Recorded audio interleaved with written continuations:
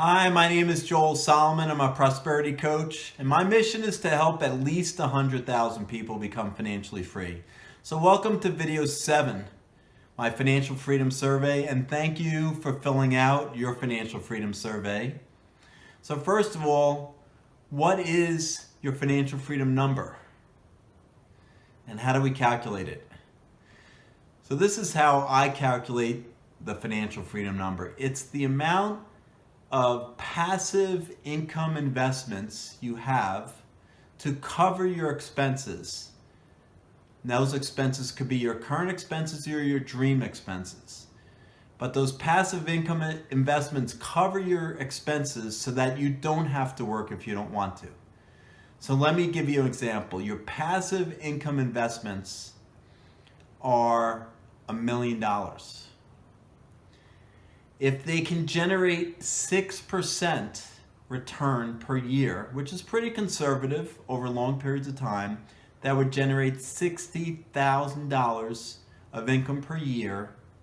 Divided by 12, that'd be $5,000 a month. So if your expenses are $5,000 a month or less, you will be financially free with just $1 million. Now, I've got answer to the question, I need 5, I need 10, I need 50.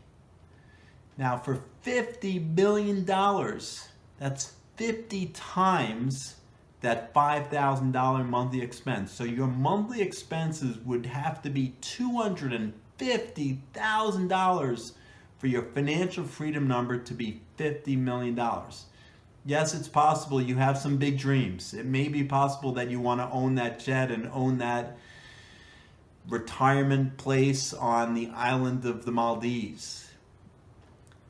But generally, I'd say for most people, the number is pretty close to $1 million. Maybe it's 5, maybe it's 3. It's pretty unlikely to be 50. So that's your financial freedom number. Calculate your monthly expenses and then calculate your dream expenses. And even if they're double or triple that $5,000, it's $3 million is your financial freedom number. Now, the other part of that financial freedom survey is all about childhood memories and what did you learn from your parents about money? Truthfully, the answer is very few of us were taught specifically about money. We're sat down with our parents and told this is how we have to deal with money. It was very rare. So we learn through osmosis. We learn by watching, by seeing how they said things and did things.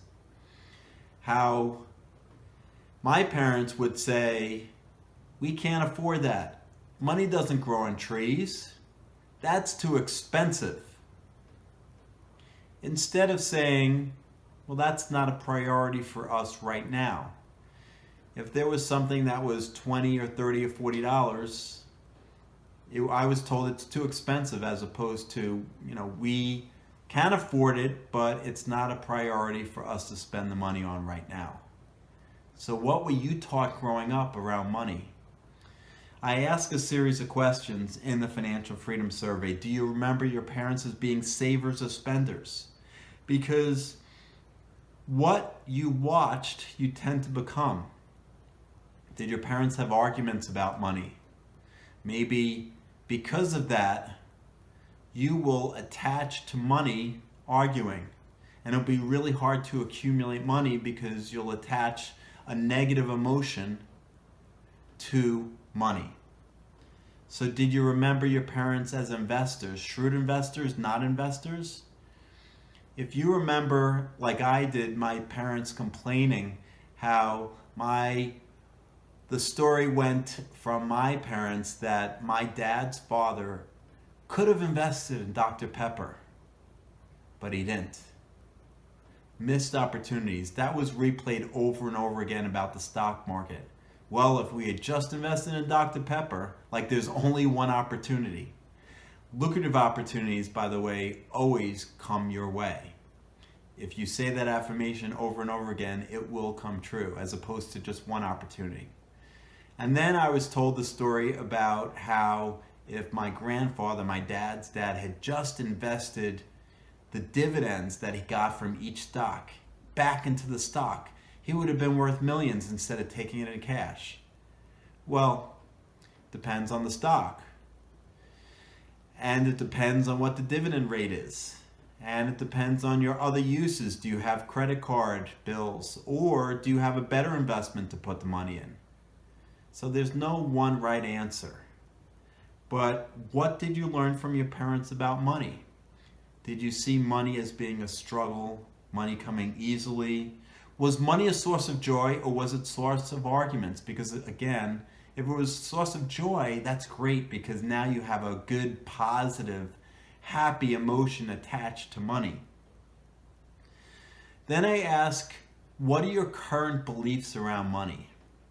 Do you believe your mindset is set for success? Do you believe you're worthy of massive wealth? Because everyone is. We were born abundant, born rich, and we were born to have as much abundance in our life as we want. Then I ask, do you believe your inside world impacts your outside world? Do your thoughts and your beliefs about money create the amount of money you have? Absolutely, that's a true statement. Some people don't believe it. Some people believe you should save money for a rainy day. If you can hear in the background today, it's actually quite raining. It's actually pouring here in New York today. So should you have saved for a day like today? Well, saving for a rainy day means saving for bad weather, saving for something bad happening. So you're worried. And I tell my clients, worry is negative future planning. You're thinking about what you don't want to happen. So you're scared, you're worried.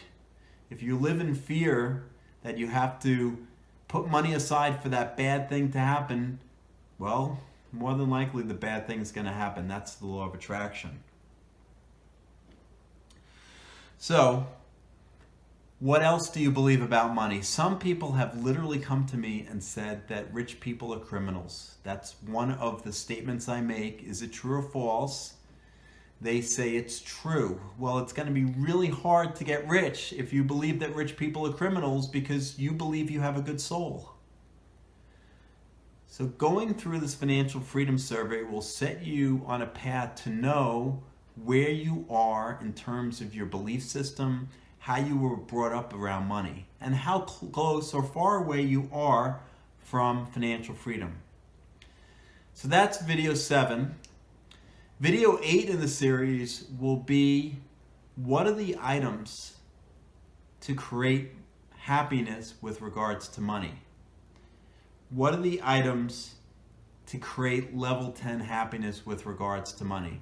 So that'll be the next video. So thanks for watching. I believe in you.